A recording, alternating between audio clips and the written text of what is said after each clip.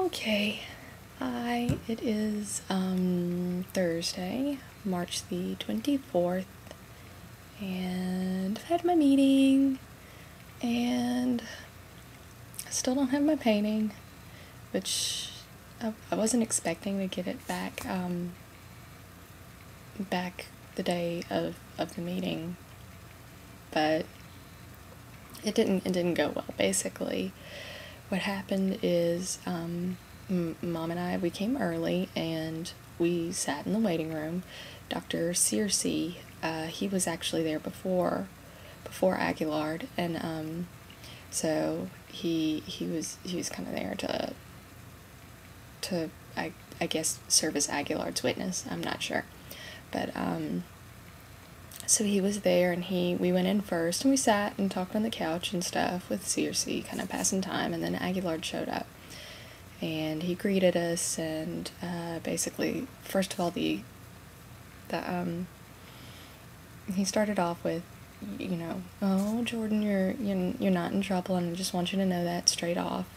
You're not in trouble in any way, and you haven't done anything wrong, and I thanked him for letting me know that, and I understood that, and thanked him again, and then asked,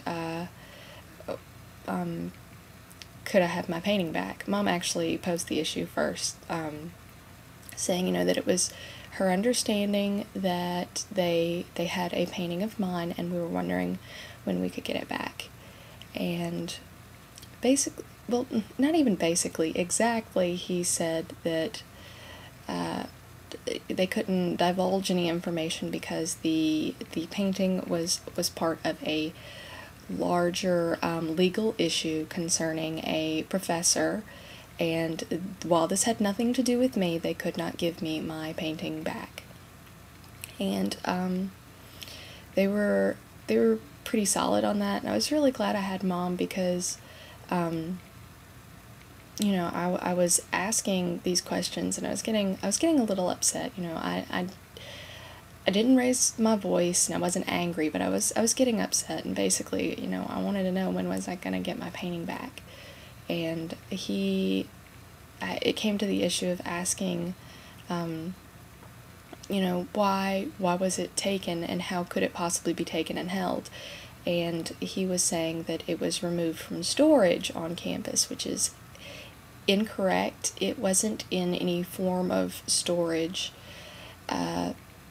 It was stored away in a cubbyhole in the senior studio, which is a working studio that I share with another student. And the painting is, I did it in 2009. The date's on it. It's signed. It's dated. And it hasn't been in that one spot since 2009. I've actually taken it home. It's been in a show. It was in that show that, the only show it's been in was the show that it got pulled down on, unfortunately. And I'm tired. But he was pushing that it had been in storage, and it had been in storage since it had been taken down, and basically he was implying that I shouldn't care because the painting had been abandoned, and that's not true. It was totally not abandoned. I had it in the studio because I've been using it to chart my progress. It's the first in the series that I've been working on, and it's very important to me. But anyway, and then Aguillard also began saying, well, you have to understand, it was made on school property with school materials, and I sent him straight on that, because every art student knows, like, you've got to buy your own stuff. Reynoso's told us since I was a freshman, you need to budget $200 a semester for supplies, because that's just, you're going to want quality paints, you're going to want the best you can get at a college level, and we buy our own stuff. And he began talking about, anyway, set him straight on that, and clarified that I bought my own paints, I bought my own canvas, it was my own time. And then he began saying that it was part of an on-class assignment, an in-class assignment, and that I did it on school property. And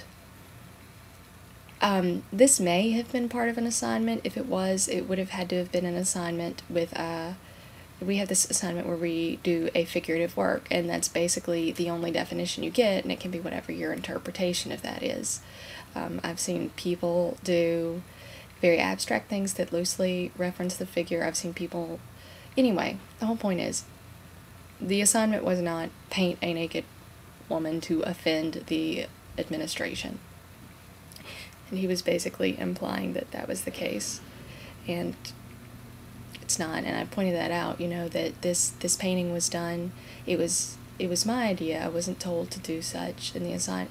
If it was done during an assignment, the assignment wasn't such, because I've never had one like that. They can't do that here. The faculty know that it just you know. Anyway, so pretty much we left the meeting knowing nothing, and was asking when I could get it back, and if they could possibly just give me back the physical painting and use pictures for whatever legal reasons they need to or they have. And he was kind of skirting around that. He said his lawyer would have to be contacted, and she would have to be there to take the photo to determine what would be admissible in court and what would be proper. And I volunteered a picture of the painting that I have, and you know, that went along with you know, well, that's not proper, we have to talk to the attorney, and was trying to kind of stretch things out.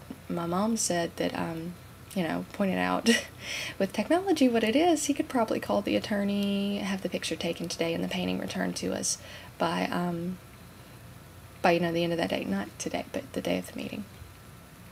And he was taken aback by that, I think. He didn't respond favorably. He didn't respond rudely, but it was just kind of like, well, we'll just call the attorney and we'll work things out. And Mom realized we were getting nowhere, and I was getting irritated. So we just basically said, well, thank you. Contact us by Friday. And he agreed. Searcy agreed that everybody was in agreement.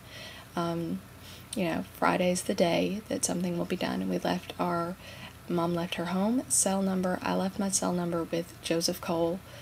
He's the special assistant to the president.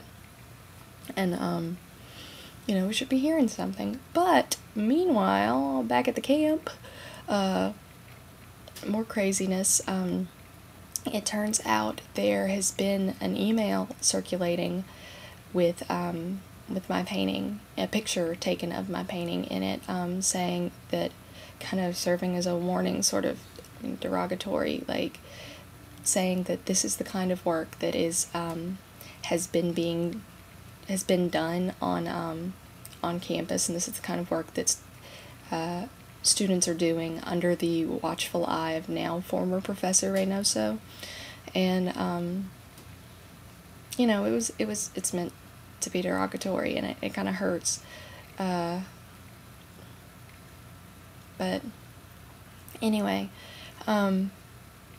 whole thing is, this email's been circulating. My picture's in it. In the picture, it's clearly a picture that was taken in an office. It's a really poor quality picture. Like that even matters. But anyway, it was taken in an office, and I assume Aguillard's office, because the floor matches. But my picture, my signature and the date have been covered up, and this is being distributed around to who knows through email. And you know, I was unaware of the fact, and this is my work, and it's being sent out to people with words that are meant to hurt. And you know, at the very least, this is copyright infringement. And just from a Christian perspective, it's just not even from a Christian perspective, from any perspective, it's just nasty. It's really, it's mean. It's mean-spirited. And I don't know who this email has gone out to. I don't know who's seen it. And as the person who made this painting, it hurts me to think that people are going to be laughing at it. And that it's going to be misconstrued as something bad and something dirty, and it's not. It really isn't. I'd show the picture I have of the painting on screen, but it's I gave it to my mom because she was like, just let me take that, okay? And I don't know, but so that's what all happened in one day. You know, stuff really kind of hit the fan, and I have people that are being really supportive. I've had professors that, well, the professors really can't get terribly involved, but just because jobs, you know, they don't want to.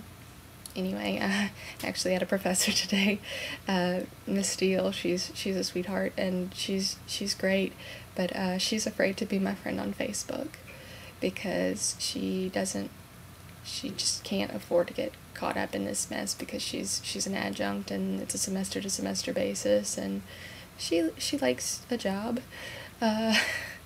so but other professors have been really supportive. I've had people,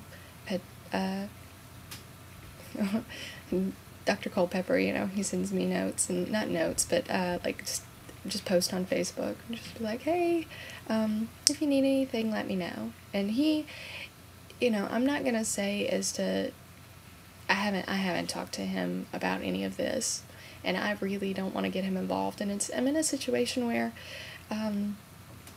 you know, I'm friends with a lot of the faculty. You make connections by the time you're a senior, and you get to really start to have an interest in people, and they have an interest in you, and it puts you in a situation like this when you can't discuss things because you're afraid of the situation it might put them in. Actually, I was thinking about going to Aguillard's office today to confront him about this email, but everyone is saying don't go alone, take someone with you so you have a witness, just so nothing can be, you have someone to verify that what you say is true.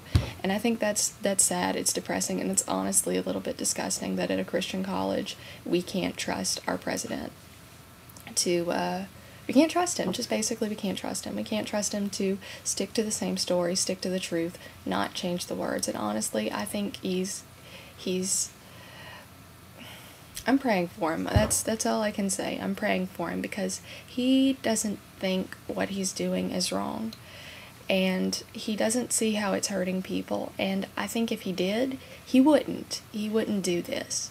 But I'm just praying for him that he comes to realize what he's doing and how it hurts people. You know, but, you know, my friends are asking me things, and I don't want to get them involved either. You know, I want the truth to be known, but I feel like there's just and Reynoso referenced this in his letter, it's a spirit of fear throughout campus that people can't discuss things honestly and openly with their faculty, with other students. You know, you never know, but it's been a long day. And I've been up for a very long time, because this is getting in the way of homework and such, and I have a show coming up that I'm supposed to be preparing for. But thankfully I did get over in the studio today. In the studio, not the senior studio, because I was recommended to and took the initiative to move all of my paintings off campus, just for their safety, for my own safety, for everybody's well-being, essentially. And so, you know, I'm having to get out and leave, you know, go off campus, whereas before I had the convenience that, you know, if at midnight I wanted to go paint, I could just walk across the street. And I'm not going to complain, because honestly, the fact that I have some place to go to paint is a blessing and a miracle, and I thank everybody for having my best interest at heart, and seeing that, well, not everybody for having my best interest at heart, obviously, but thank my my professors and everyone who's really kind of set it up for me so that I could have a place to go to paint when all this is going on. Because I mean, it's not that I'm just, this is part of my academics, you know, I need this, whatever, but, yeah, I'm glad I do have a place to go to paint, and I did manage to finish a painting today, so that was really good, and it was one of the bigger ones. It was, it's a 3 foot by 5 foot, and, so, yeah, I like painting big, and I'm about maybe a fifth of the way through, another one, but that's neither here nor there. I'm getting stuff done, and it's progress, and so, well, stuff done so far as my show and working and doing what I can with that, but, progress otherwise with other issues, I don't know. I have, I'm going to have lunch tomorrow with some friends, friends who coincidentally work on campus, in the library, and this was all scheduled before this stuff hit the fan, but, and so it's going to be interesting, because I don't want to put them in a situation where they could be asked if they have heard anything or haven't heard anything, and, I don't want to put them in a situation where they could be fired, because as ridiculous as it sounds, it's not. A friend of mine, Laura Shirley, she worked in the graphic design, graphic services in, over in Alexandria Hall, and she got let go for basically, it was rumored and it was believed that she possibly had some idea about something that was possibly leaked, about the whole deal with the med school, or maybe it was the law school, and deals with Kuwait and oil money and junk like that. But the fact that you can fire somebody on the possibility of a rumor is ridiculous. You know, they did give her 6 months pay afterwards, but basically she got fired, for no reason. They didn't even, there was no evidence, there was no anything, it was all suspicion, and they let her go because of that, because they're trying to hide things. That's what it is. Well, I've written a letter, for Dr. Aguillard, just to have something in writing, saying, you know, addressing the issue of the email. I know I'm jumping back and forth, but I'm really tired. About the email, saying that this is copyright infringement, and that images of my work cannot be distributed without my permission.